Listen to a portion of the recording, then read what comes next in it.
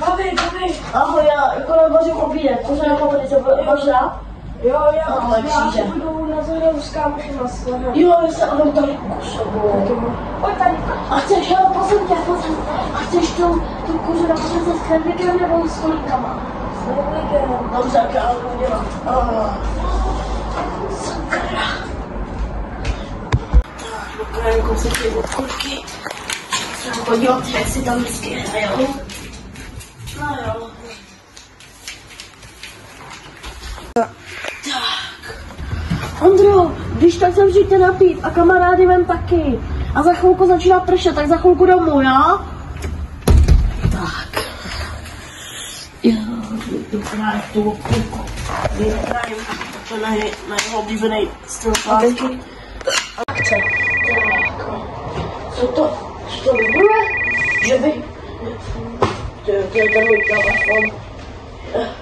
Neznámý číslo, co to zvedá. Dobrý den. Dobrý den, paní, já jsem vás já bych potřeboval 100 000, protože chci na letenky, abych se mohl vrátit zpátky k vám tady do Česka, já jsem teďka v Dubaji, takže bych potřeboval 100 000 okamžitě hnedka. Chce. Dobře, my jsme teda známí dobře, já vám teda věřím. Tak já pak to a řekněte mi prosím číslo vašeho účtu, nebo jak to je, a já vám pošlu, říkáte 100 000, nebo já vám vlastně můžu tykat, když jste známi, tak 100 000 pošlete mi číslo účtu a já vám to tam pošlu. Jo, dobře, takže víte co, já vám to tady napíšu na e-mail. Tak máte to ve zprávách, takže byste tam měla. Chce.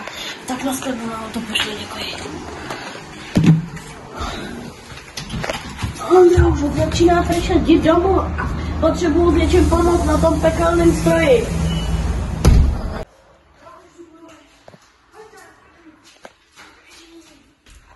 No tak co, pane, potřebuješ? Ale dej si mnou okurvičku. Prosím tě, teď mi volal. Ne, já se nepamatuju. Že prý je v Dubaji a potřebuje na letenku zpátky 100 000, jestli bys mu to poslal, on je poslal číslo. A je to nějaký známý, nebo? No, jako bylo to neznámý číslo a říká, že je náš známý, že potřebuje poslat 100 000. Já nikoho známého neznám, že bych byl v Dubaji. Počkej, já se podívám. Podívej se na to, já tomu vůbec nerozumím. Za skříně, ježiš, já to chci usednout. Sedni. Sedni taky. Sedni taky a ukáž to, jak to teda funguje.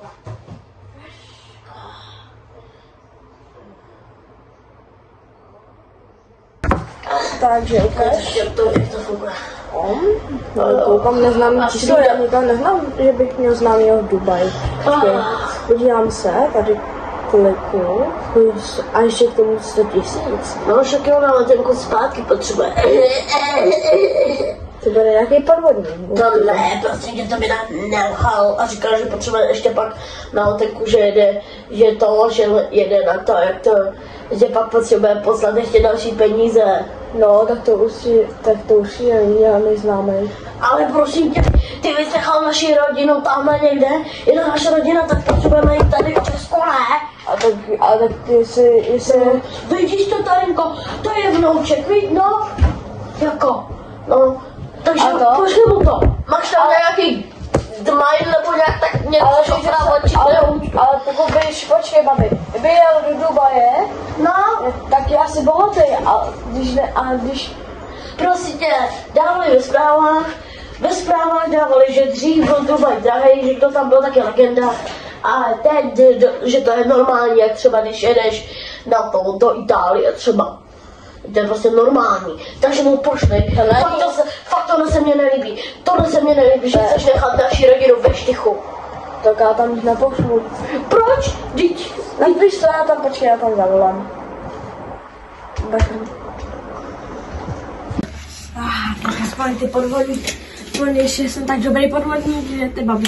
Vždycky já to naučí. Hele, někdo mi volá. Ano, dobrý den, co potřebujete? jste mi poslali těch 100 000 a to, čo je, tak jsem potřeboval. Ale si udělám kafičko, no. Jo. No, dobrý den, takže vy jste jeden z našich známých, že vás nikdo nezná, že byste byl v Dubaji.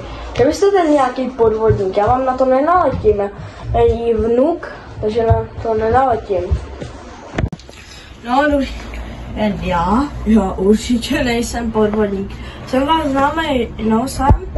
Když jsem teďka v Dubaji, chcete poslat fotku a já vlastně nemůžu, já jsem teďka na letišti, já to omlouvám. Ale opravdu nejsem, určitě nejsem podvodník, určitě ne. No, víte co, nepošlu vám nic, žádných 100 000, určitě podvodník, já jsem to poznal jenom podle to, určitě se tam klepete a takhle, že bral to babiček se fakt nedělá, takže nazdar, ty jeden šmejder malej. Hele, vnoučku, jako promiň, ale takhle hnusně za něj musel být fakt to byl podvodník. Jo. Jo, ukaž mi ten můj telefon, že bych mi to poslal sama. Neposídej mi. Tak počkej, já jsem zablokuju. To vidíš. Jak se to dělá s tím telefonem? Počkej, to Jako...